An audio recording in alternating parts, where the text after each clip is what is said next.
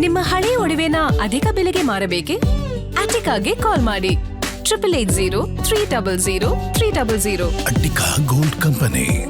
S, ಇನ್ನು ಮುಂದಿನ ಹೆಸರು ಡಾಕ್ಟರ್ ಎಚ್.ಸಿ. ಮಹದೇವಪ್ಪ ಅವರು. ನೋಡಿ, ಮಹದೇವಪ್ಪ ಅವರಿಗೆ ನನ್ನ ಹೆಸರನ್ನ ಯಾಕೆ ತೆಗೆದುಕೊಳ್ಳಿಲ್ಲ ಅನ್ನುವಂಥ ಕೊರಗು ಅವ್ರಿಗೆ ಬಹಳ ಇದೆ. ಮಹದೇವಪ್ಪ ಅವರನ್ನ ಕರೆತರೋದಕ್ಕೆ ಒಂದ್ ಕಡೆ JDS ನಾಯಕರು ಕೂಡ ಬಹಳ ಉತ್ಸಾಹ ಭರಿತರಾಗಿದ್ದಾರೆ. ಮಹದೇವಪ್ಪ ಅವರು ಬಂದ್ರೆ JDSಗೆ ಒಬ್ಬ ಪ್ರಭಾವಿ ದಲಿತ ನಾಯಕ ಸಿಕ್ಕಂತಾಗತ್ತೆ ಅನ್ನುವಂತ ಲೆಕ್ಕಾಚಾರದಲ್ಲಿದ್ದಾರೆ. ಈಗ ರಾಜ್ಯಾದ್ಯಂತ ವರ್ಕೌಟ್ ಮಾಡ್ಕೊಳ್ಳುವಂತ ಲೆಕ್ಕಾಚಾರದಲ್ಲೂ ಕೂಡ ಸದ್ಯ JDS ಇರೋದು. ಅದರಲ್ಲಿ ಈಗ ನೀವು ಹೇಳ್ತಾ ಇದ್ರಲ್ಲ ಸರ್, ಇವರಿಗೆಲ್ಲ ಬಹುಶಃ ಕನ್ವೆ ಮಾಡೋದ್ರಲ್ಲಿ ಹೈಕಮಾಂಡ್ ಏನಾದ್ರು ಎಡುತ್ತಾ ಹೇಗೆ ಅಂತ? ಅಲ್ಲ, ಎಚ್.ಸಿ. ಮಹದೇವಪ್ಪನ ವಿಚಾರದಲ್ಲೂ ಕೂಡ ಅದೇ ಆಗಿರೋದು. ಎಚ್.ಸಿ. ಮಹದೇವಪ್ಪ ಅವ್ರಿಗೆ ನಾವು ಮೊದಲೇ ಹೇಳಿದ್ವಿ 2.5 ವರ್ಷ ಆದ ಬಳಿಕ ಬದಲಾವಣೆ ಮಾಡ್ತೀವಿ ಅಂತ. ಹೌದು, ಅವತ್ತು ಎಚ್.ಸಿ. ಮಹದೇವಪ್ಪ ಅವ್ರಿಗೆ ಹೇಳಿದ್ರು, ಚಲುವರಾಯಸ್ವಾಮಿ ಅವ್ರಿಗೆ ಹೇಳಿದ್ರು. ಈಗ ಯಾರೆಲ್ಲ ಸಚಿವರಾಗಿದ್ದಾರೆ, ಅವತ್ತು ಸಚಿವರಾಗಿ ಇವತ್ತು ಸಚಿವರ, ಅವ್ರಿಗೆಲ್ಲರಿಗೂ ಕೂಡ ಹೇಳಿದ್ದೇನಂತ ಹೇಳಿದ್ರೆ, ನಾವು 2.5 ವರ್ಷದ ಬಳಿಕ ಏನ್ ಬೇಕಿದ್ರು ಆಗ್ಬೋದು, ನಾಯಕತ್ವನೇ ಬದಲಾವಣೆ ಆಗ್ಬೋದು, ಇಲ್ಲ ಸಚಿವ ಸಂಪುಟ ಪುನರ್ರಚನೆ ಆಗ್ಬೋದು ಅಂತ. ಅದಕ್ಕೆ ಮಾನಸಿಕವಾಗಿ ಎಲ್ಲರೂ ಕೂಡ ರೆಡಿಯಾಗಿ ಬಂದಿದ್ರು. ಆದರೆ ಇವ್ರದೆಲ್ಲ ಒಂದೇ ಬೇಡಿಕೆ. ಅವತ್ತು ಹೇಳಿದ್ರಿ, ಆ ಹಳೆ ಟೀಮನ್ನು ಬಿಟ್ಟು ನೀವು ಹೊಸ ಟೀಮನ್ನು ಮಾಡಿದ್ರೆ ನಮ್ದು ಆಕ್ಷೇಪನೆ ಇರಲಿಲ್ಲ. ಆದರೆ ಅದರಲ್ಲೇ ಸುಮಾರು ಒಂದು 19-20 ಜನ ನೀವು ಮಾಡಿ, ಈಗ ನಮ್ಮನ್ನು ಕೈ ಬಿಟ್ಟರೆ ನಮ್ಮ ಕ್ಷೇತ್ರದ ಜನ ಏನು ಅಂದ್ಕೋಬೇಕು, ನಮ್ಮ ಜಿಲ್ಲೆಯ ಜನ ಏನು ಅಂದ್ಕೋಬೇಕು, ಅಂದರೆ ನಾವು ಫೇಲ್ ಆಗಿದ್ದೀವಿ ಅಂತ ಹೈಕಮಾಂಡ್ ಮಟ್ಟದಲ್ಲಿ. ಡಾಕ್ಟರ್ ಎಚ್.ಸಿ. ಮಹದೇವಪ್ಪ ದಲಿತ ಸಮುದಾಯದಲ್ಲಿ, ಅದು ಇವರು ಬಲಗೈ ಸಮುದಾಯಕ್ಕೆ ಸೇರಿದ್ರು ಕೂಡ ಬಲಗೈ, ಎಡಗೈ ಮತ್ತು ಸ್ಪರ್ಶ ಸಮುದಾಯಗಳಿಗೆ ಪರಮೋಚ್ಚ ನಾಯಕ. ಮಲ್ಲಿಕಾರ್ಜುನ ಖರ್ಗೆ ಪರಮೇಶ್ವರ್ ಆದ ಬಳಿಕ, ಮುನಿಯಪ್ಪ ಅವರಾದ ಬಳಿಕ ಎಚ್.ಸಿ. ಮಹದೇವಪ್ಪ. ಎಚ್.ಸಿ. ಮಹದೇವಪ್ಪ ಸಿದ್ದರಾಮಯ್ಯ ಅವರ ಆಪ್ತ ವಲಯದಲ್ಲಿ ಗುರುತಿಸ್ಕೊಂಡಿದ್ದಂಥವ್ರು. ಈ ಬಾರಿ ಸಿದ್ದರಾಮಯ್ಯ ಅವ್ರದ್ದು ಒಂದು ತಪ್ಪಾಗಿದೆ ಅಂತ ಅನ್ನಿಸ್ತುತ್ತೆ. ಸಿದ್ದರಾಮಯ್ಯ ಅವರು ಅವತ್ತು 2.5 ವರ್ಷ ಆದ ಬಳಿಕ ಏನು ಬೇಕಿದ್ರು ನಿರ್ಧಾರ ತಗೋಬೋದು ಅಂತ ಹೇಳಿದ್ರಲ್ಲ, ಆ ಕಾರಣಕ್ಕೋಸ್ಕರ ಮಹದೇವಪ್ಪ ಅವ್ರ ಹೆಸರನ್ನ ಜಾಸ್ತಿ ಪ್ರೆಜರ್ ಮಾಡಿಲ್ಲ.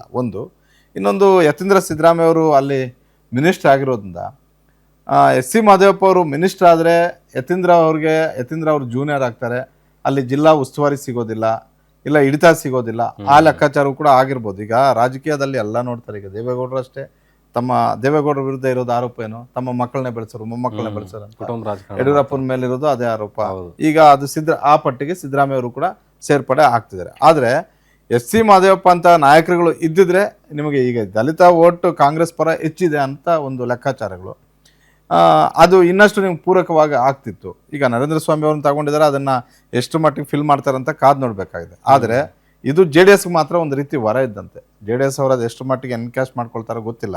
ದೇವೇಗೌಡರು ಮತ್ತು ಹೆಗ್ಡೆ ಅವರು ಇದ್ದಾಗ ಸಾಲು ನಾಯಕರುಗಳು ಲಿಂಗಾಯತರಿದ್ದರು, ಕುರುಬರಿದ್ದರು, ಯಾದವ್ಸ್ ಇದ್ದರು, ದಲಿತರಿದ್ದರು, ಮುಸ್ಲಿಮ್ರಿದ್ದರು, ಇಷ್ಟೆಲ್ಲ ಇದ್ದರು. ಹಾಗಾಗಿ ಜನತಾದಳ ಇದ್ದಾಗಲೂ ಆಯಿತು, ಜಾತ್ಯತೀತ ಜನತಾದಳ ಬಂದಾಗಲೂ ಕೂಡ ನಿರ್ಣಾಯಕವಾದಂತಹ ಸ್ಥಾನಗಳನ್ನು ಗೆದ್ದಿದ್ರು. ಇವತ್ತು JDSಗೆ ಒಬ್ಬ ಸರಿಯಾದಂತಹ ಮುಸ್ಲಿಂ ನಾಯಕ ಇಲ್ಲ, ಒಬ್ಬ ಸರಿಯಾದಂತಹ ದಲಿತ ನಾಯಕ ಇಲ್ಲ, ಒಬ್ಬ ಸರಿಯಾದಂತಹ ಯಾದವ್ ಸಮುದಾಯವನ್ನು ಕರ್ಕೊಂಡು ಬಂತಹ ನಾಯಕರಿಲ್ಲ, ಕುರುಬ ಸಮುದಾಯವನ್ನು ಕರ್ಕೊಂಡು ಬಂದಂತಹ ನಾಯಕರಿಲ್ಲ. ಕುರುಬ ಸಮುದಾಯದ ಶಾಸಕರಿದ್ದಾರೆ, ಆದರೆ ಅವ್ರಿಗೆ ಆ ವರ್ಚಸ್ಸಿಲ್ಲ.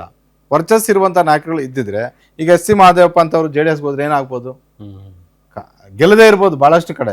ಆದರೆ ಕಾಂಗ್ರೆಸ್ಗೆ ಏನು ಡ್ಯಾಮೇಜ್ ಆಗಬೇಕು ಅದು ಡ್ಯಾಮೇಜ್ ಆಗುತ್ತೆ. ಹಾಗಾಗಿ JDS ಅವ್ರಿಗೆ ಇವರು ಈಗ JDSಗಿಂತಲೂ ಎಚ್.ಸಿ. ಮಹದೇವಪ್ಪ ಅವ್ರಿಗಿಂತಲೂ ಕೂಡ ಎಚ್.ಸಿ. ಮಹದೇವಪ್ಪ ಅವರು ಇಂಥ ಪರಿಸ್ಥಿತಿಯಲ್ಲಿ JDSಗೆ ಭಾಳಷ್ಟು ಅನುಕೂಲ ಆಗುತ್ತೆ. ಈ ಲೆಕ್ಕಾಚಾರವನ್ನು ದೇವೇಗೌಡರು ಮತ್ತು ಕುಮಾರಸ್ವಾಮಿ ಅವರು ಹಾಕಿದ್ದೆ ಆದರೆ ಮುಂದಿನ ದಿನಗಳಲ್ಲಿ ಇದರ ಸಮಸ್ಯೆ ಕಾಂಗ್ರೆಸ್ಗೆ ಆಗ್ಬೋದು.